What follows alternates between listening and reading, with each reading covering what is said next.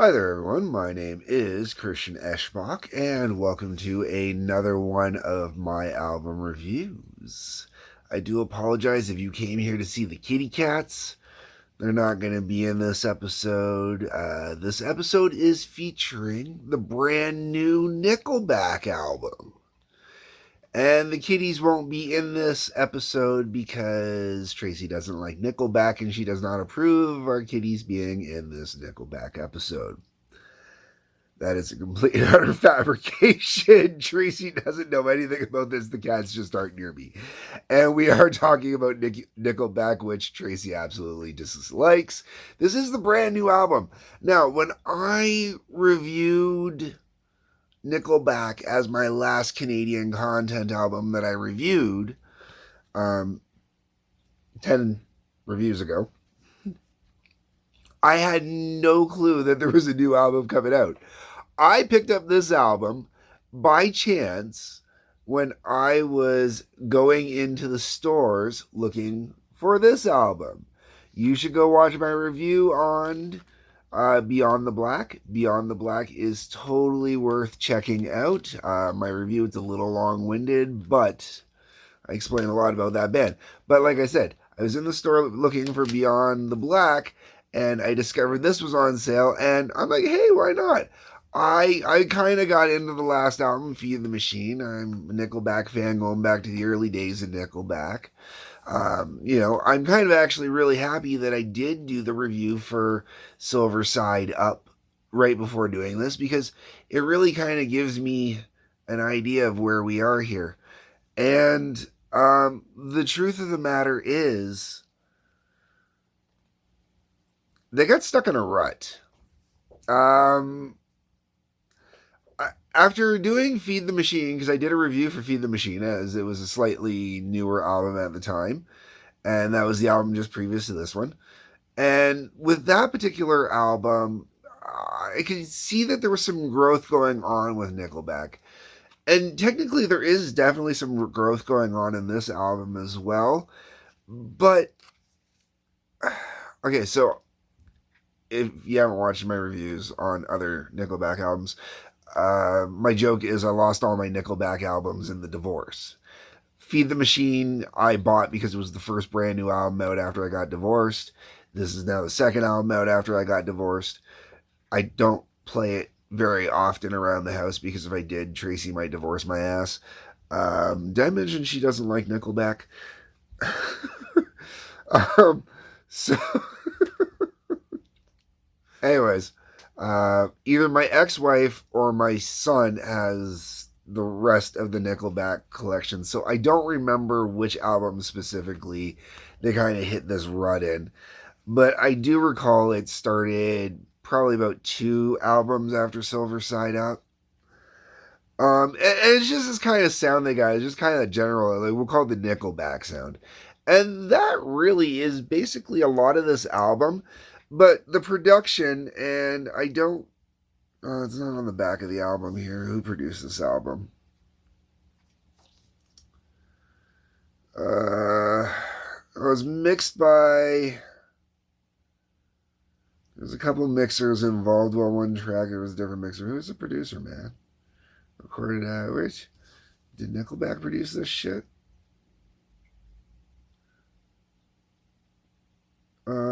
Yeah, okay, so most of it was produced by Nickelback and Chris Baseford. The exception being High Times, which also had Jeff Johnson on it. Probably explains some of the sound on there. Okay. You take the typical Nickelback sound, and then you add a little bit of computer production to it, we're going to say. I don't want to say it's other additional instruments, might be some piano being played or whatnot, but there is definitely additional, like, computer generated somehow production to it. Sometimes it works out really well. There's a lot of production, mixing, playing with it and stuff like that. And not only can you hear when you're listening to the regular album, but I'm going to get to this at the end. I bought the special one with all the bonus tracks. Okay, so let me get into these, all right? The album that was San Quentin. This one starts off with some guitar work that's really kind of like, whoa, yeah, okay, they're going to rip it up, they're going to rip it up. And I almost am expecting it to go, like, I mean, by the way guitar was playing at the beginning, I was really disappointed. I was expecting it to all of a sudden go, like, I don't want to say Pantera, but I want to say Pantera. Like I was I was waiting for them to bust out something that, sounded not necessarily, Psycho Holiday, but, maybe something a little more, I don't want to say Cowboys either, but maybe a little bit more cowboy. Walk. Walk. We're going to say walk. Something a little more walk. That's what I was expecting. Not quite how it works. We get San Quentin. And San Quentin is basically kind of like your typical Nickelback party song. Every album has that one big boot stomp kicking country, barn burner kind of song. Sometimes I really dig it on some of the albums. The reality is this album, they use it to start the album off, get you in the mood, get you going, let you know you are in for a typical Nickelback album, and then we move on from there. There are a few redeeming points.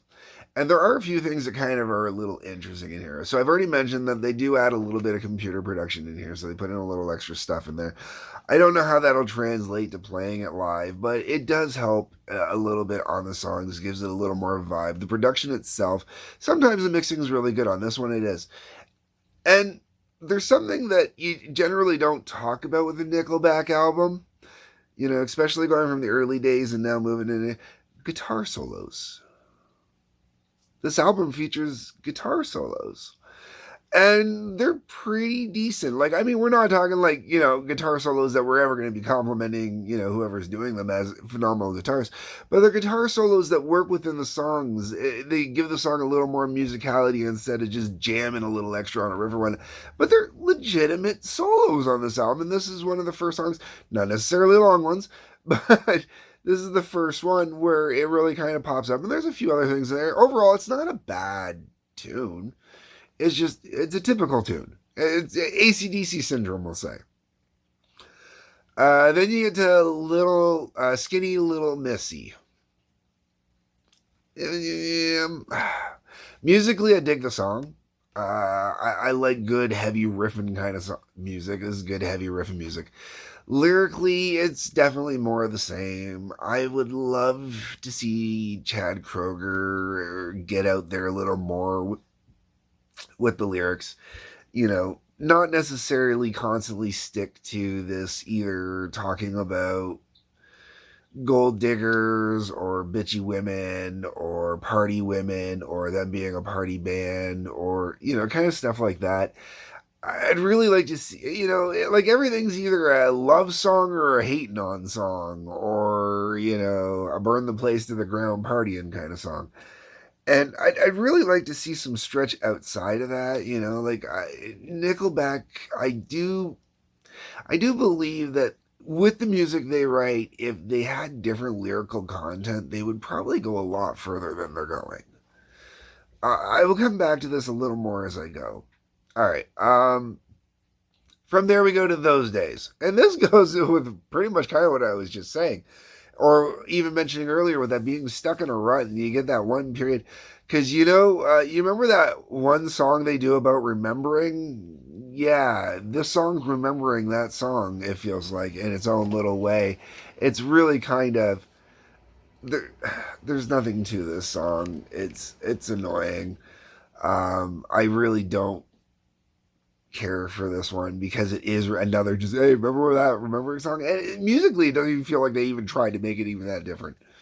Okay, then we get to High Times. Okay, this is when the album starts to honestly get a little more interesting. Not a lot, just a little. I want to call this modern electro country. To the point where when I was writing my notes down, listening to each individual song on this, because I with a lot of albums I haven't listened to a million times, or I do that after when I'm getting ready to do these. I've started actually jotting down notes, and in the case of this one, I actually put down, what in the name of modern electro country is this blasphemy? And this song totally sounds like country, but it's got that already mentioned that computerized generated background kind of stuff going on. Um, I really, I'm going to get into this a little bit more as I go down here, but it really does feel like the production company got involved with this a little bit too much. I think partially. I mean, yeah. Okay, so basically, okay, it's a song about smoking weed. So the high times isn't even clever. Um, and it's a country song about smoking weed. It's a Willie Nelson song, man. This is a Willie Nelson song that they put this electro dancey kind of stuff. And I've heard other country stuff do this modernly, and it really kind of throws me off. So this sounds to me like modern country stuff that I've heard, which isn't country really. It's weird kind of rockabilly kind of stuff. I don't know. Anyways, uh, you would think this song wouldn't work, but it works. It does. It is interesting and it works. I don't mind it. Then we get into Vegas Bomb. Vegas Bomb is just kind of back to more of the typical Nickelback stuff. Tidal Wave. Okay. I like this song way more than I should for the lyrical content of the song. Um, but this song is one of those songs that definitely benefits from the production on it. It really makes the song fantastic and it really makes it capable to get lost in the song, which I'm assuming is the point of this. And I would put this song in a summer mix. It would definitely, like, if I was DJing at a roller rink, you know, Pat, if you're watching this, man, this song, you should, this would have been you playing this, man, at Wheels if it was still going on. I'm telling you, this is a really good tune, a really awesome tune. Um, it's one of the few songs on this album I know I will listen to years from now for sure. Absolutely for sure. It's a good tune. All right. Then we get into Does Heaven Even Know You're Missing? The song is sweet, but it's nothing special. It's on this album, kind of just, feels commonplace at this point. Steel, Still Rust, next song, kind of the same thing. Horizon, this one's coming back around. That's funny. Horizon, my actual notes, Sucks will probably be a single because it's that girly, out for the girls kind of songs, that's out there. And it's really interesting because, like I said, I will come back around to this one. Um, Standing in the Dark, more of the same. Then we get to the last song on the album. And if you're one of my regular viewers, this is where I always talk about, okay, yeah, I got to think about last songs on the album. There are two songs on this album I guarantee I will listen to years from now. Interestingly enough, Tidal Wave is one. And the next one is the other kind of slow, lovey kind of song, romantic-ish kind of song. Now, the reason why I like Tidal Wave is something I had said early on where, he needed to kind of branch out more lyrically.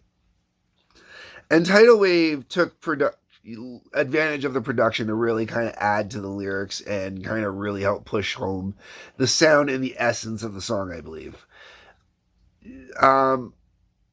Whereas Just One More, I'll be honest, I kind of like songs about angels. I got this thing about angels and fairies and stuff like that, winged beings. And I like songs about angels and stuff like that. It's kind of weird, except for Aerosmith's "Angel." That one's not bad, but I don't like that type of. I don't like that type of mushy angel. This one's a little different, and I really dig this one, and it's kind of weird how much I like it because, there really is nothing amazing about it. But I've always said that Tracy was an angel that was sent to me to prevent me from starting the ultimate holy war against both heaven and hell. Um, because I was when Tracy and I got together. Not to say that I was in a bad place in my life, but I was in a place in my life where I was done and I was out for revenge. But I was out for revenge against the cosmos, because I just was rallying kind of whatnot. And so I always joke that that was the devil and God got together and said we gotta do something about this dude. So they sent me Tracy, and they let me have my happily ever after, mellow me out before I die, kind of thing. But lyrically, it's that whole idea of, it's not quite the same mentality of where I say I was screaming at the heavens, so the heavens sent me an angel. But it is kind of that idea for me, the way I listen to the song. Whereas, you can also interpret it as, your angel's not there, so you want to be with your angel, or you need your angel sent back to you or whatnot. There's definitely a few ways you can play with it. I take it personal that way. I also really dig the music on this one. There's a simplicity to it musically, and they kind of put like a faux string over top of it, computer generated strings or whatnot over top of it. It could be real strings even, because the way they're played in the very beginning, the intro's played, and I do really dig it. But once again, I think it was overdone for the album purpose. And the reason why I say this is I bought the one with bonus tracks. The bonus tracks are for acoustic renditions of songs that are on the album. First one is High Times, and this is literally, remember what I said at the very beginning about it's a Willie Nelson song? Okay, so this is literally the Willie Nelson song. Okay, it is a country pot smoker song. Okay, that's what it is. I'm not saying it's a country Willie Nelson. You get the joke. Okay, so we're moving on. Then we get to Does Heaven Even Know? This version's better. It's more natural. It's more pure. This one has more of a 90s rocker doing acoustic kind of thing. And I'm thinking like when Tesla kind of went unplugged and Extreme did a little bit of unplugged and stuff like that. Kind of got a little bit of that vibe. And I really wish I could think of what songs it is I'm specifically trying to think of. But um, with Tesla Signs, like their cover of Signs there. And it kind of has more of that vibe to it. I'm still not a fan of the song itself because it's a typical Nickelback ballad, but this version, honestly, I think is much better than the album version. Then you got Just One More. This one is almost completely different than the other version. The vibe and energy on this one is just different because it's literally just the acoustic guitars, a little bit of shaker in there, I believe. And that's kind of it. And I do miss the percussion from the album version. Me personally, I would do a mix of the two versions together. I'd love to get my hands and do a mix of the two versions put together. And I would put the percussion back in because to me, the percussion, it kind of helps drive a lot of the tension in the song. A lot of the kind of that pushed angst. And that pushed angst that kind of feels like a little bit of a rage in the original version is what's missing from this one. This one's more of a forlorn, kind of a more in memoriam, less in gimme, gimme, gimme now. I want back. Give me what's mine. I owe that, And then the last song is Horizon. I still don't like this song, but I do like this version better. It is interesting how much more I prefer the acoustic versions of these songs. And Just One More, I like both versions equally.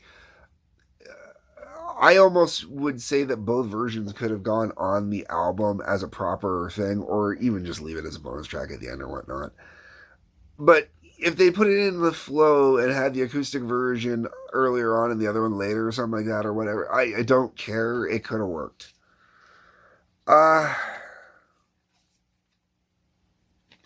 I haven't pulled out the booklet, but here's the whole thing. That's it. If you're a Nickelback fan, no reason why you're still not going to be a Nickelback fan listening to this album. I mean, realistically, if you're a Nickelback fan, you're going to like this album, okay? AC/DC Syndrome. I I was really hoping for more after Feed the Machine.